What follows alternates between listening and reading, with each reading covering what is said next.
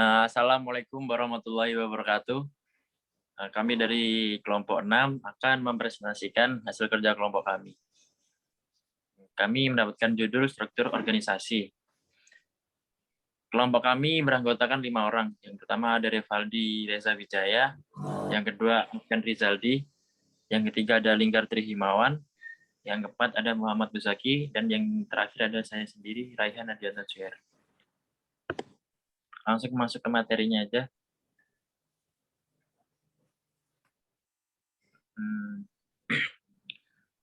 Pengertian strategi organisasi.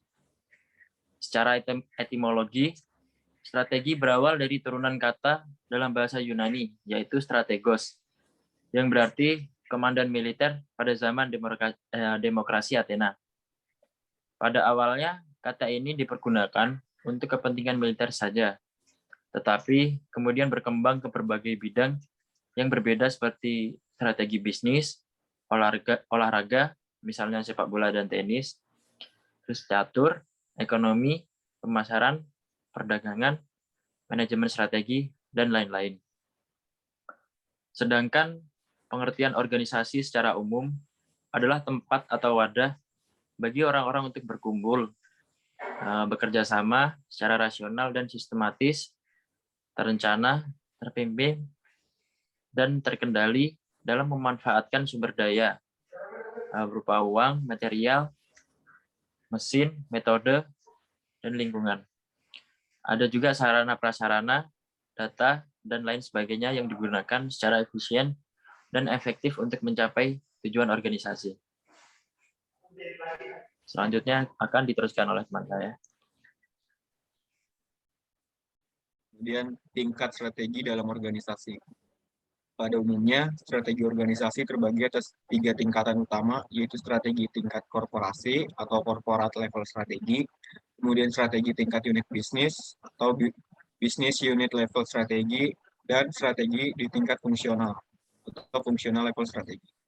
1. Strategi korporasi, yaitu tingkat strategi yang pertama dalam dunia bisnis adalah strategi di tingkat korporasi atau corporate level strategi. Strategi korporasi menangani seluruh ruang lingkup strategis perusahaan, terutama dalam menentukan tujuan dan sasaran suatu perusahaan. Ada 2 hal penting yang harus dilakukan pada strategi di tingkat korporasi, yaitu pertama menetapkan visi dan misi perusahaan korporasi, kemudian menentukan objek atau tujuan perusahaan korporasi. Yang kedua, strategi unit bisnis, yaitu strategi di tingkat unit bisnis adalah strategi yang digunakan untuk mencapai tujuan dari setiap unit bisnis, seperti unit bisnis layanan, produk, divisi, ataupun anak perusahaan. Strategi ini dijalankan oleh masing-masing unit bisnis, namun harusnya bersinergi dan mendukung strategi korporasi yang telah ditetapkan oleh perusahaan induk. Strategi di tingkat unit bisnis ini sangat penting untuk dilakukan, karena dapat melihat unit bisnis mana yang unggul dan unit bisnis mana yang perlu ditingkatkan lagi. Ada beberapa hal yang harus dilakukan pada strategi di tingkat unit bisnis, yaitu membedakan perusahaan kita dengan kompetitor.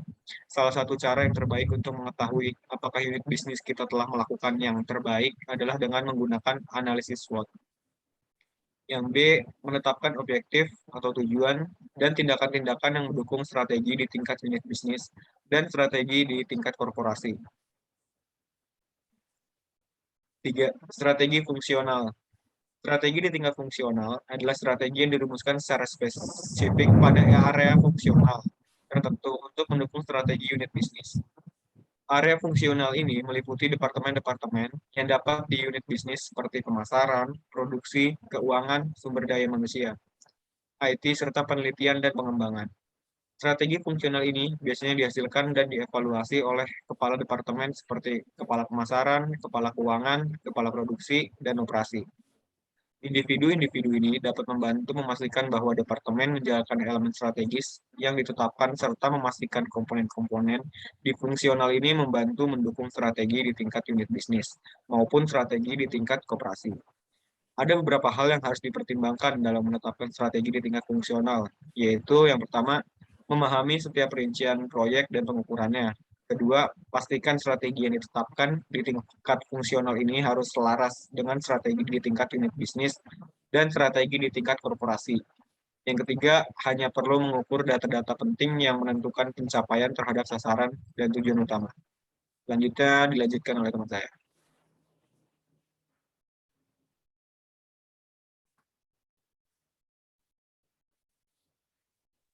Selanjutnya adalah strategi organisasi. Strategi disusun dan diimplementasikan untuk mencapai berbagai tujuan yang telah ditetapkan sekaligus mempertahankan dan memperluas aktivitas organisasi pada bidang-bidang baru dalam rangka merespon lingkungan, misalnya perubahan permintaan, perubahan sumber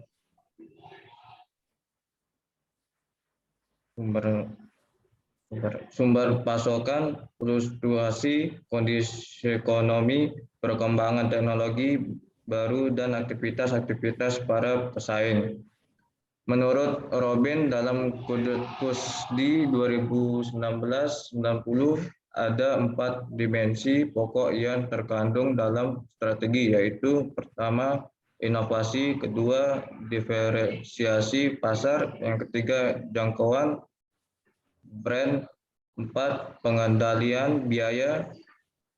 Dalam sebuah organisasi terdapat strategi pengambilan keputusan dan juga strategi pengendalian organisasi. Berikut ini merupakan penjelasan mengenai strategi pengambilan keputusan dan juga strategi pengendalian organisasi, yaitu pertama, strategi pengambilan keputusan dalam organisasi. Berikut ini adalah strategi pengambilan keputusan menurut Irving yang dibagi atas 6 macam, yaitu pertama, optimal dan risiko, self-optimasi.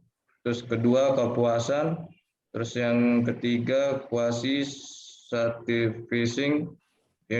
Terus yang dieliminasi dengan aspek. Terus yang selanjutnya, inkrementalis dan modeling. Terus mission dan scanning. Next. Dalam proses pengambilan keputusan, pihak terkait harus memperhatikan kondisi dan situasi yang terjadi dalam organisasi. Hal ini dikarenakan kondisi yang terjadi selalu berubah. Pemahaman kondisi yang baik dan tepat dapat mempengaruhi keputusan yang akan diambil. Terus yang kedua, strategi pengendalian dalam organisasi. Pengendalian dalam konteks organisasi berguna dalam mencapai tujuan. Pengendalian merupakan fungsi penting dalam manajemen organisasi. Fungsi yang dimaksud adalah menjaga setiap anggota organisasi dalam melakukan pekerjaan dan menjaga sumber daya yang diperlukan secara efisien. Dalam mencapai tujuan, dalam proses pengendalian, Moxfler 1972 menjelaskan mengenai 4 langkah yang umum digunakan dalam organisasi, yakni sebagai berikut. A. Menetapkan standar dan metode pengukur presentasi kerja. B. Melakukan pengukuran presentasi kerja. C. Menetapkan apakah presentasi kerja sesuai dengan standar. D. Mengambil tindakan korektif. Dan selanjutnya akan dibacakan oleh teman saya. D. Pengertian strategi unit bisnis. 1. Pengertian strategi unit bisnis.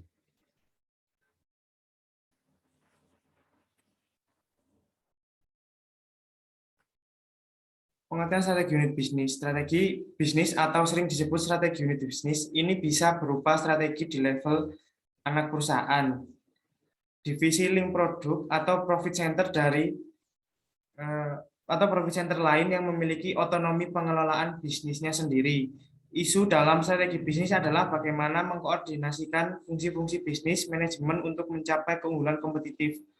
Strategi generik Michael Porter adalah contoh strategi bisnis dari Umar 2004. Strategi bersaing generik menurut Michael Porter adalah ada 3 landasan strategi yang dapat membantu organisasi memperoleh keunggulan kompetitif, yaitu keunggulan biaya, diferensiasi, dan fokus. Porter menanamkan ketiganya strategi umum. Adapun pengertian dari strategi bersaing tersebut adalah A. Keunggulan biaya, B. Diferensiasi, C. Fokus. Terus ada jenis yang kedua, jenis-jenis strategi bisnis. Strategi bisnis ini pada dasarnya terdapat 3 jenis, yaitu sebagai berikut. A. Pertumbuhan. B. Stabilitas. C. Pembaharuan. 3. Pentingnya strategi bisnis. Strategi dalam bisnis menjadi sangat penting untuk perencanaan dan pengembangan bisnis yang berkelanjutan. Berikut adalah 5 alasan mengapa strategi diperlukan untuk usaha. Yang pertama, perencanaan. Kedua, kekuatan kelemahan. Ketiga, efisiensi dan efektivitas. Keempat, keunggulan. Dan kelima, kontrol. Manfaat strategi bisnis. Dengan membuat strategi bisnis yang baik, tentunya akan memberikan suatu manfaat bagi bisnis yang dijalani. Misalnya seperti pedoman dalam membangun bisnis, mengetahui tingkat keberhasilan, dan juga memenangkan persaingan. Selanjutnya akan dibacakan oleh teman saya.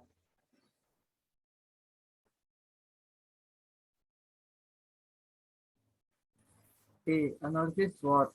Analisis SWOT adalah satu metode perencanaan strategis untuk mengevaluasi faktor-faktor yang berpengaruh dalam usaha mencapai tujuan, yaitu kekuatan, kelemahan, peluang, dan ancaman, baik itu tujuan jangka pendek maupun jangka panjang. A. Unsur-unsur analisis SWOT. SWOT merupakan sebuah metode yang digunakan untuk membuat evaluasi kekuatan, kelemahan, peluang, dan ancaman dalam bisnis. Umumnya, SWOT digambarkan dengan label pada ukuran kertas yang besar untuk memudahkan analisis hubungan antar aspeknya. Seperti yang sudah disinggung di atas, analisis SWOT melibatkan 4 unsur utamanya, yaitu kekuatan, kelemahan, peluang, dan ancaman.